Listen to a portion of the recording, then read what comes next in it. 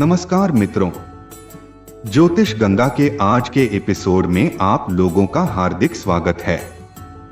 माना जाता है कि इस कथा को भगवान शिव ने पार्वती जी को उनके पूर्व जन्म के बारे में याद दिलाने के लिए सुनाया था।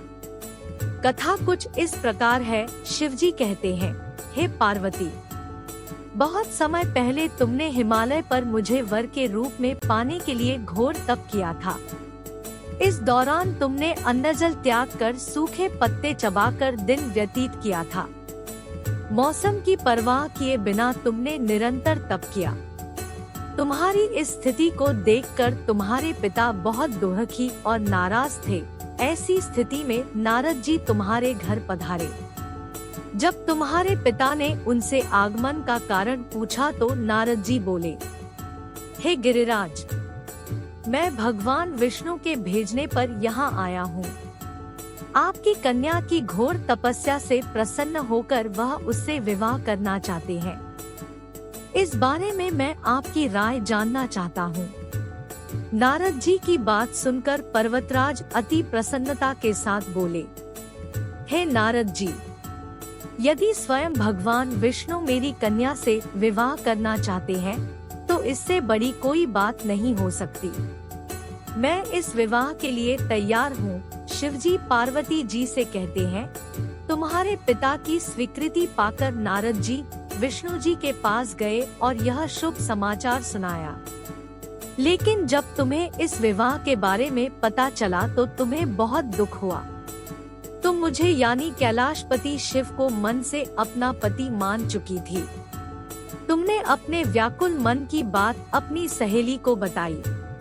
तुम्हारी सहेली से सुझाव दिया कि वह तुम्हें एक घनघोर वन में ले जाकर छुपा देगी और वहां रहकर तुम शिवजी को प्राप्त करने की साधना करना। इसके बाद तुम्हारे पिता तुम्हें घर में न पाकर बड़े चिंतित और दुखी हुए। वह सोचने लगे कि यदि विष्णु जी बारात लेकर आ गए और तुम घर पर ना मिली तो क्या होगा। उन्होंने तुम्हारी खोज में धरती पाताल एक करवा दिए, लेकिन तुम ना मिली।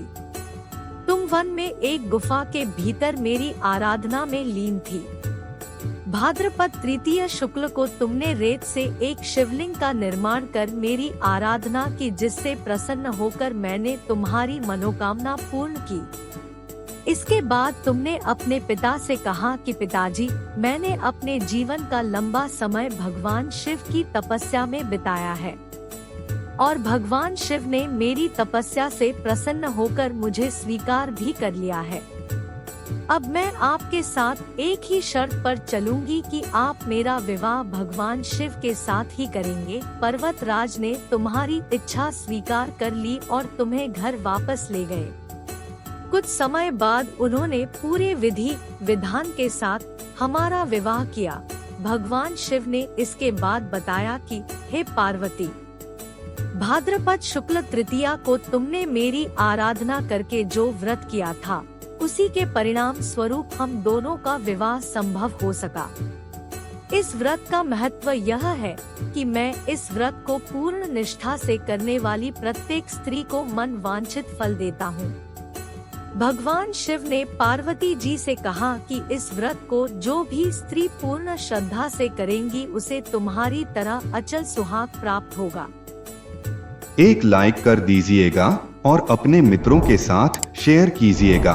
कहने की जरूरत नहीं, आप जानते ही हैं कि आप चैनल को सब्सक्राइब करेंगे तो आपको हमारे नए वीडियो की जानकारी मिलती रहेगी। यह मुफ्त है, आप सभी जानते ही हैं। इस वीडियो को और मुझे सुनने के लिए बहुत धन्यवाद।